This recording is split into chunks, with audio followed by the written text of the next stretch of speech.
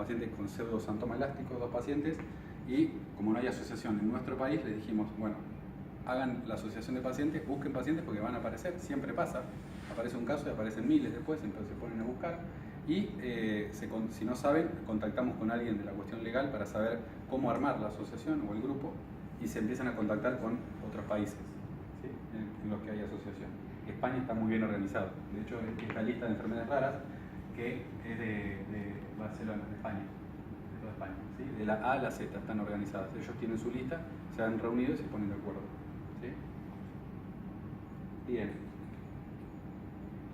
Las dificultades a las que acceden los pacientes, a las que tienen los pacientes, son el acceso a un correcto diagnóstico al principio, que es lo que se llama carga prediagnóstica, por eso a veces los pacientes que vienen cargan con una pila de estudios, ¿sí?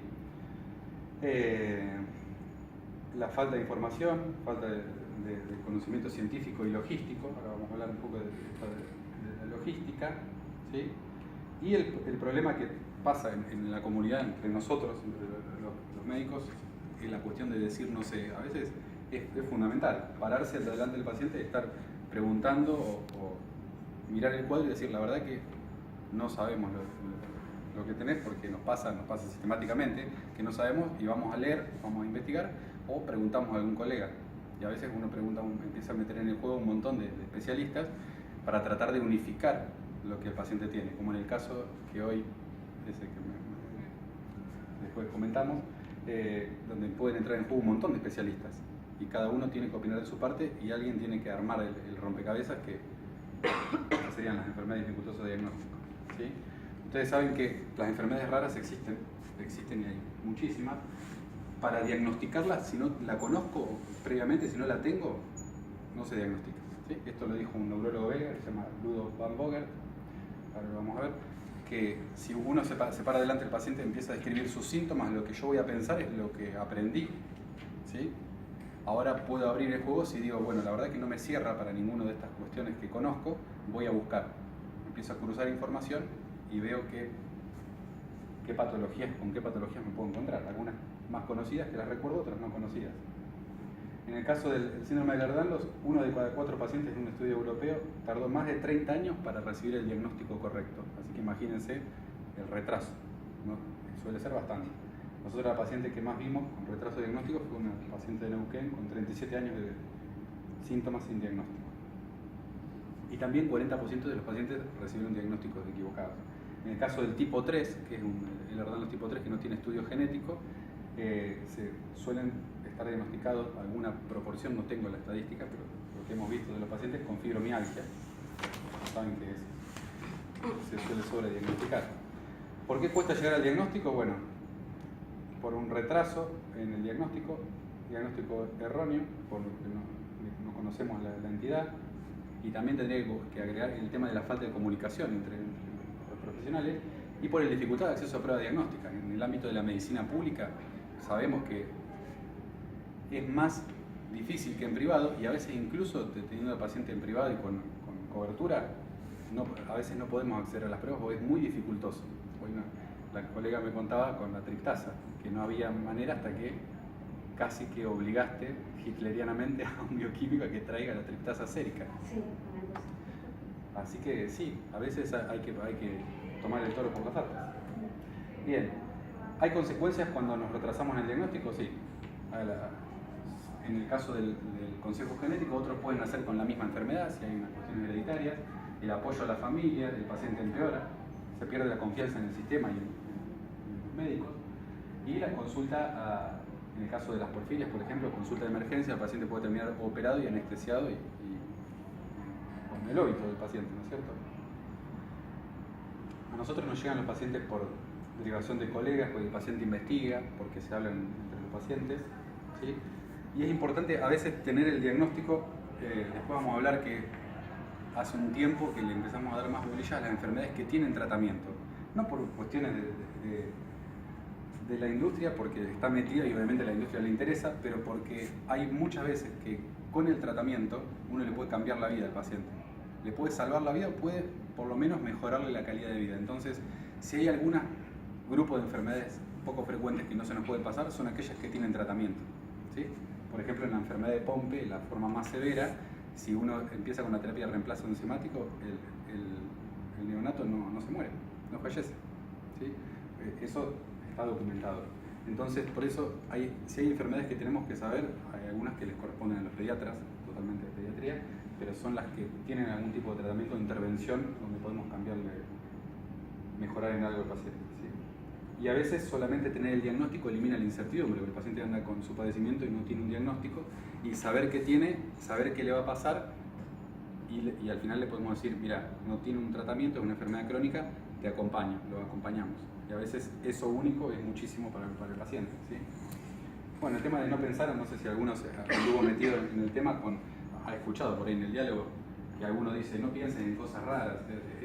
Ese versito, yo en la residencia lo escucho un montón, que siempre entre los colegas, bueno, pero no piensen en cosas raras. Pero ¿y por qué no?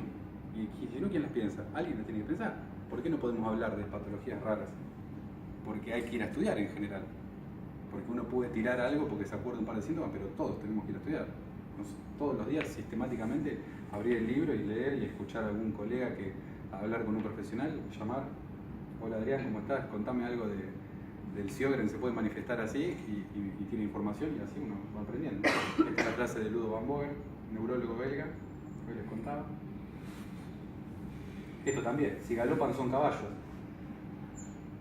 Pueden ser cebras, pueden ser elefantes que tengan callo y suenen como caballos, pueden ser cualquier cosa, así que esto para mí no es así, y de hecho odio esas frases. Bueno, ¿qué podemos hacer para ayudar? Todos, un montón de cosas uno puede hacer, incluso esta serie de charlas, la difusión en la comunidad profesional y no profesional, ¿no es cierto? Nosotros en una experiencia en los centros de atención primaria de la salud de La Plata, en Berisso de Ensenada, con una colega que en su momento estaba en el centro, fue a hacer formación en los centros periféricos y terminamos una promotora de salud, ¿sí? que es como lo que antes llamaban manzaneras, encontró, porque se acordó, como va a las casas y conoce a las familias, que una paciente tenía una mano muy grande y estuvo en una clase de trastornos hereditarios del tejido conectivo y dijo, me parece que esa se parece a lo que ustedes hablan de Marfan. Fuimos, Marfan, 13 pacientes Marfan, desde ahí. Así que imagínense que cualquiera puede intervenir, ¿sí? Es importante a cualquier nivel, con diferente complejidad, ¿no? Uno puede hablar, pero mostrando una foto a veces alguien puede detectar. El tema de las enfermedades, uno nunca tiene que dejar de lado las frecuentes porque se nos pueden pasar de largo, ¿sí? De hecho, primero que pueden ser enfermedades frecuentes, como tuvimos otro caso de una chica de 4 meses y medio de síntomas y se empezó a empeorar, parecido al cuadro que vos me contabas, pero hipertensión portal desarrolló relativamente rápido, se estaba complicando y estábamos entre tuberculosis y sarcoidosis. La inmunosuprimimos o le ponemos tuberculostáticos, era blanco y negro. Entonces terminamos llegando al diagnóstico de tuberculosis y la tratamos, pero 4 meses y medio de síntomas con un cuadro relativamente grave y era algo frecuente. Tuberculosis en nuestro medio es, no como gripe, pero es muy frecuente. Y el problema había sido la logística, donde un bioquímico en X lugar, que no voy a nombrar obviamente porque está filmando, ve el esputo con el cultivo positivo de Mycobacterium tuberculosis y no avisa a nadie. Eso pasó a los 2 meses. Así que perdimos 2 meses y medio más de síntomas, donde después se volvió a cultivar. Ya en 2 meses y medio tenemos otro cultivo. Pero ven que también es una cuestión de logística, de responsabilidad. En juego hay un montón de cosas metidas. Nunca hay que dejar de pensar las frecuentes. Y otra cosa importantísima es que los pacientes que tienen patologías poco frecuentes pueden tener enfermedades frecuentes. Pueden tener diabetes, pueden tener neumonía. Ahora les cuento un caso, ¿sí? Justo tiene que ver con la enfermedad de Fabry. Un paciente que tenía una enfermedad de Fabry, que ahora vamos a ver que tiene síntomas gastrointestinales, le atribuían el dolor abdominal a los síntomas gastrointestinales. 5 días de dolor abdominal, nos llaman si lo podemos evaluar, le decimos que venga el paciente no cumplía tanto, excepto con su tratamiento de la enfermedad que esta enfermedad tiene, y cuando lo revisamos, signo de Murphy positivo, una colecistitis perforada. tenía el paciente. Se salvó de casualidad, nos mandamos a operar, se operó y ya luego bien. Pero pacientes que tienen enfermedades poco frecuentes pueden enfermarse de lo mismo que cualquier persona. ¿Sí? El cuadro puede llegar a cambiar. Por ejemplo, si hablamos de una inmunodeficiencia, una infección sencilla puede matar al paciente. ¿Sí? El tema del